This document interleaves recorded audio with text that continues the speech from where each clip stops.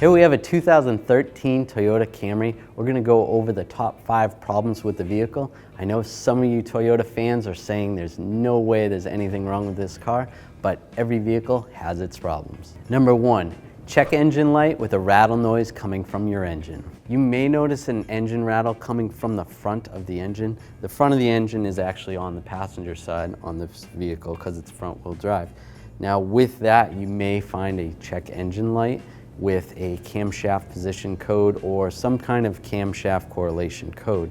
Now there is a service bulletin that Toyota knows about the problem, and what that is the company finding a problem with the vehicle and coming up with a solution, but it is not a recall.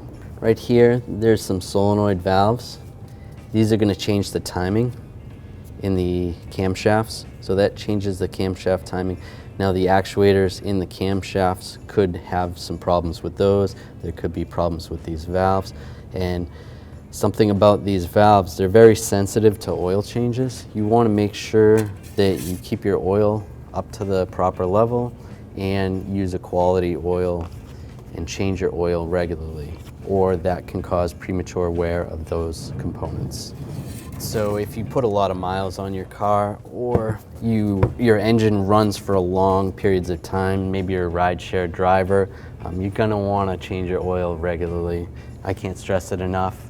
This will prevent some of these problems from happening. Number 2, maybe your AC stopped working. A lot of times there's a pressure switch or a flow switch on the actual AC compressor that goes bad, and you go to use your AC, it's not going to work. You may have a code B1479, and that's the problem. Your AC compressor is located right down here, way down deep into the engine, and this isn't something you can do at your house because you're not going to be able to take the refrigerant out of the system safely, so you have to go to a trained professional. Number 3 is noise coming from the water pump. You may hear a noise coming from behind this pulley right here. That's where the water pump is.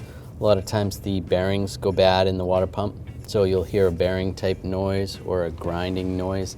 It's not going to be the same as the timing chain noise that you heard from upper of the engine. It's going to be lower. So if your water pump is making noise, it's time to change it. And this is something you can do at your house. One of the ways you can determine if that noise is the water pump, you can use a stethoscope made for automotive. This is very similar to a doctor's stethoscope. It just has a different end on it. So keep it away from the belt area, and you can touch right on the body of the water pump, right there, while the engine's running. And if you hear the grinding noise coming through the stethoscope, then that's probably your problem. You can also use this tool to check for that rattle noise at the camshaft sprockets. Number 4, battery and electrical related problems. After you jump start the vehicle, you may notice that you have a check engine light on with a code P2118, which is actually a throttle actuator control code, which is caused by a blown fuse. The fuse panel is right here. Just pull the cover off. And on the back, you can see which fuse it is. It's actually on the right. It's the 3rd one up. It's the ETCS fuse, this 10 amp fuse right here. Pull the fuse puller. Pull that fuse out. Check and see if it's blown. It probably will be. And install a new fuse.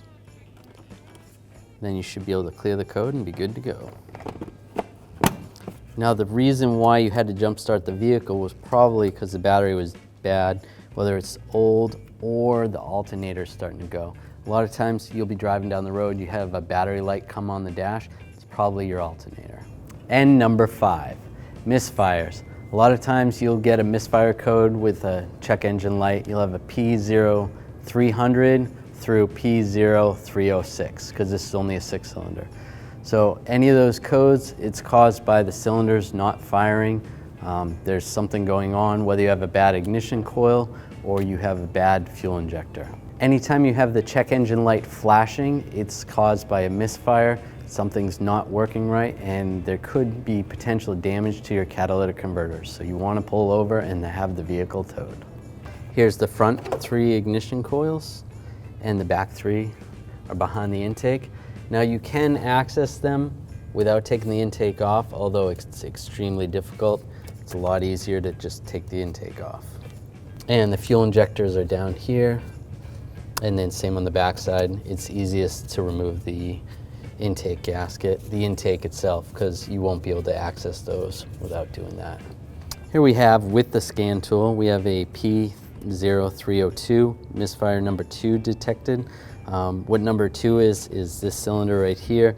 The even cylinders are on this side, 2, 4, 6, and the odds are on the back bank. So what we could do is we could take this coil out and swap it with this coil and run the engine again and see if the misfire moves to cylinder number 4, then you'd know it needs a coil. So there's the top 5 problems with this vehicle. Every car has problems. This is still an amazing vehicle. Thanks for watching. Visit 1AAuto.com for quality auto parts shipped to your door, the place for DIY auto repair. And if you enjoyed this video, please click the subscribe button.